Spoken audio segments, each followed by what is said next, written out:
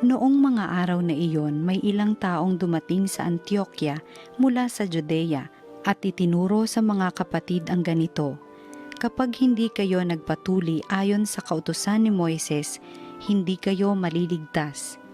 Tinutulan ni na Pablo at Bernabe at naging mainitan ang kanilang pagtatalo tungkol dito. Kaya't napagkaisahang papuntahin sa Jerusalem sina Pablo at Bernabe at ang ilan pang kapatid sa Antioquia upang makipagkita sa mga apostol at sa matatanda tungkol sa suliraning ito. Sinugo nga sila ng simbahan at pagdaan nila sa Phoenicia at Samaria, ibinalita nila ang pagkahikayat sa mga Hentil. Ito'y labis na ikinagalak ng mga kapatid. Pagdating sa Jerusalem, malugod silang tinanggap ng mga apostol, ng matatanda at ng buong simbahan at isinalaysay nila ang lahat ng isinagawa ng Diyos sa pamamagitan nila. Ngunit tumindig ang ilang mananampalatayang kabilang sa pangkat ng mga Pariseyo at ang sabi nila, kailangang tuliin ang mga Hentil na sumasampalataya at utusang tumupad sa kautusan ni Moises. Nagpulong ang mga apostol at ang matatanda upang pag-aralan ang suliraning ito. Ang salita ng Diyos. Masaya tayong papasok sa tahanan ng Poong Diyos.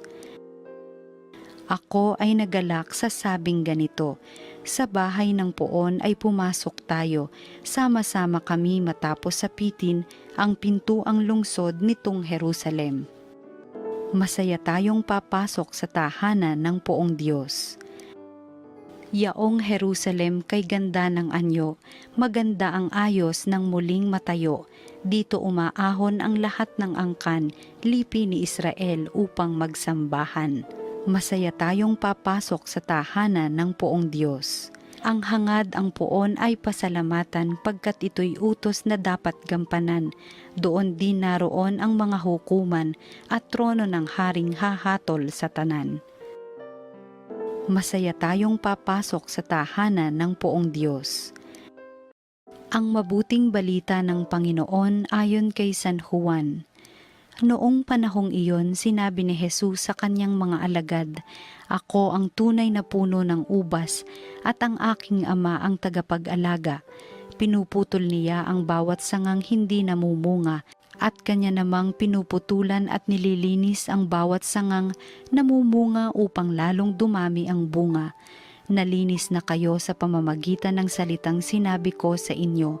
Manatili kayo sa akin at mananatili ako sa inyo. Hindi makapamumunga ang sangang hindi nananatiling nakakabit sa puno. Gayon din naman, hindi kayo makapamumunga kung hindi kayo mananatili sa akin. Ako ang puno ng ubas, kayo ang mga sanga. Ang nananatili sa akin at ako sa kanya, ang siyang namumunga ng sagana. Sapagkat wala kayong magagawa kung kayo'y hiwalay sa akin. Ang hindi nananatili sa akin ay itatapon at matutuyo gaya ng sanga. Ang gayong mga sanga ay titipunin at susunugin. Kung nananatili kayo sa akin at nananatili sa inyo ang salita ko, hingin ninyo ang inyong maibigan at ipagkakaloob sa inyo. Napararangalan ang Ama kung kayo'y namumunga ng sagana at sa gayo'y napatutunayang mga alagad ko kayo. Ang mabuting balita ng Panginoon. Pinupuri ka namin, Panginoong Hesukristo.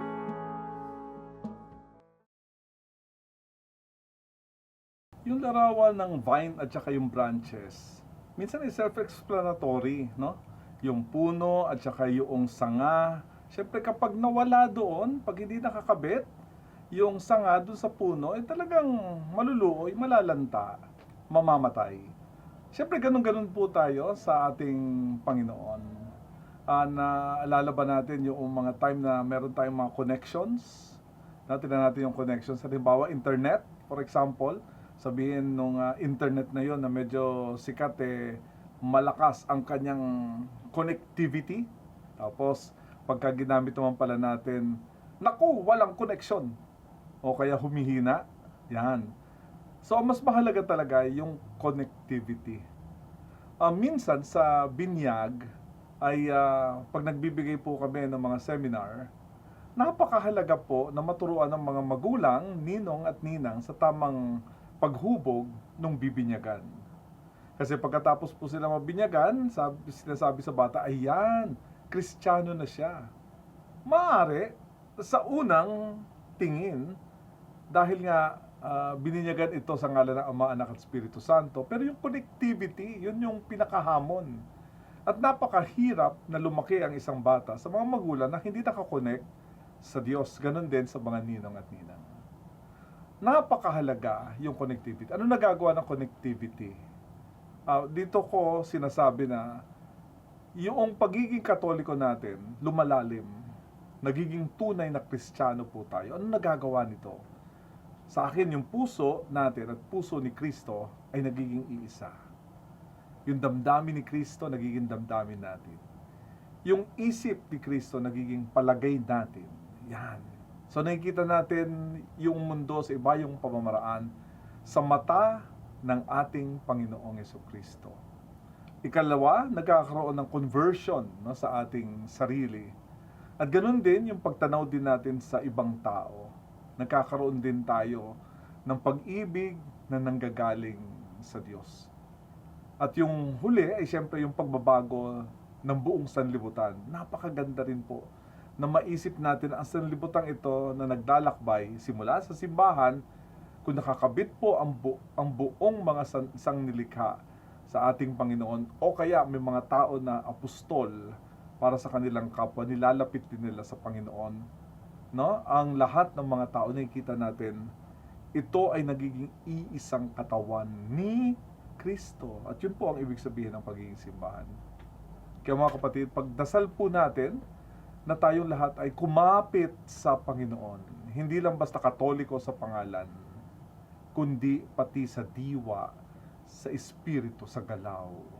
Pagdasal natin, lahat ng ginagawa natin at iniisip ay tunay na makadiyos.